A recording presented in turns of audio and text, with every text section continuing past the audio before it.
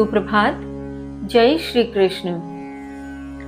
जो पुरुष उस अविनाशी तत्व को अजन्मा, नित्य और निर्विकार जान लेता है, उसके लिए इस संसार के विषाद समाप्त हो जाते हैं, क्योंकि वह जान चुका होता है कि उसके द्वारा किया जाने वाला शोक निसंदेह व्यर्थ है। उसके उस शोक अथवा विषाद का कोई अस्तित्व नहीं है।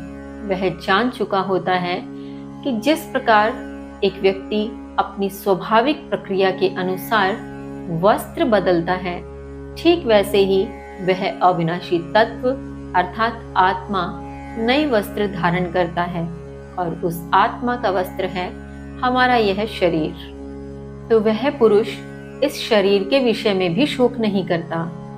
इसी क्रम में आगे समझाते हुए कृष्ण कहते हैं, श्लोक संख्या 23, नैनं छिन्दन्ति शस्त्राणि नैनं दहति पावकः न चैनं क्लेद्यन्त्यापो न शोष्यति मारुतः न शोष्यति मारुतः। श्री कृष्ण इस अविनाशी आत्मा के विषय में कहते हैं कि इसे शस्त्र खंड खंड नहीं कर सकता, इसे अग्नि जला नहीं सकता, इसे जल भिगो नहीं सकता और इसे वायु सुखा नहीं सकता।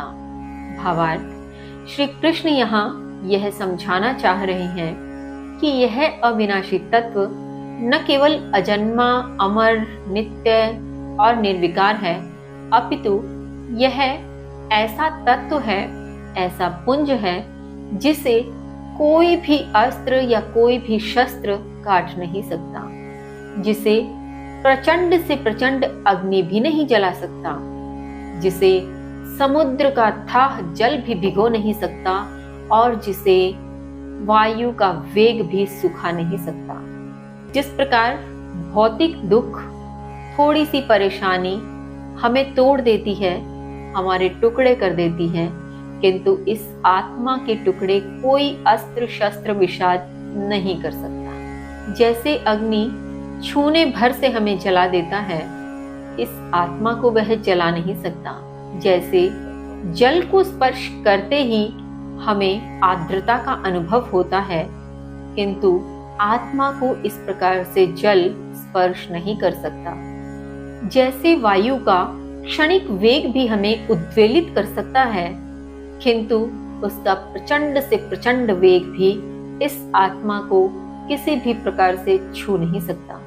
सांकेतिक अर्थ के आधार पर हमें यह समझना चाहिए कि जब हमारे भीतर जो विराजमान अविनाशी तत्व है, जब उसे ये सब चीजें प्रभावित नहीं करती, तो हम क्यों अपने पर प्रभाव को पड़ने देते हैं?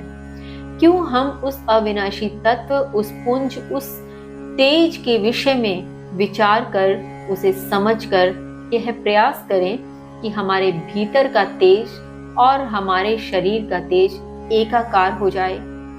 इसी क्रम में श्री कृष्ण आगे क्या समझाने का प्रयत्न करते हैं, जानते हैं। श्लोक संख्या 24, अच्छेदोऽयं अदाह्योऽयं अक्लेदो अशोष्य एव च नित्यः सर्वगतः स्थाणुः अचलो अयं सनातनः अचलो अयं सनातनः। गत श्लोक का विस्तार करते हुए श्री कृष्ण कहते हैं कि निश्चय ही यह न टूटने वाला, न जलाया जा सकने वाला, अघुलनशील, न सुखाया जा सकने वाला है। यह शाश्वत, सर्वव्यापी, अपरिवर्तनीय, जड़ व सदैव एक सा रहने वाला है। भावार्थ, यहाँ श्री कृष्ण वही गत श्लोक के अर्थ को विस्तार देते हुए कह रहे थे कि जब अस्त्र या शस्त्र इसे काट नहीं सकते, तो निश्चय ही यह न टूटने वाला। जब अग्नि इसे जला नहीं सकती, तो निश्चय ही यह न जलाया जा सकने वाला। जब जल इसे भिगो नहीं सकता, तो निश्चय ही यह अघुलनशील है। और वायु जब इसे सुखा नहीं सकती, तो निश्चित ही यह न सुखाया जा सकने वाला तत्व है। यह शाश्वत, सर्वव्यापी अर्थात सभी के भीतर व्याप्त है, अपरिवर्तनीय, जिसमें किसी भी प्रकार का परिवर्तन नहीं होता। जड़, जड़ से यहाँ तात्पर्य है स्थिर है, जो जिसमें किसी प्रकार की गति नहीं है, वह स्थिर है और सदैव एक सा रहने वाला, क्योंकि जब अपरिवर्तनीय है तो निश्चित ही सदैव एक सा रहता है। तो यह उस अजन्मा, उस शाश्वत, उस आत्मा, उस अविनाशी तत्व की विशेषताओं का उल्लेख करते हुए श्री कृष्ण यही समझाने का प्रयत्न कर रहे हैं कि तुम किस विषय में शोक कर रहे हो। तुम उस अविनाशी तत्व को जानो, तुम उसे समझो जो सभी के भीतर व्याप्त है, जो सर्वव्यापी है। इसी क्रम में श्री कृष्ण आगे क्या कहते हैं हम जानेंगे कल। तब तक के लिए जय श्री कृष्ण।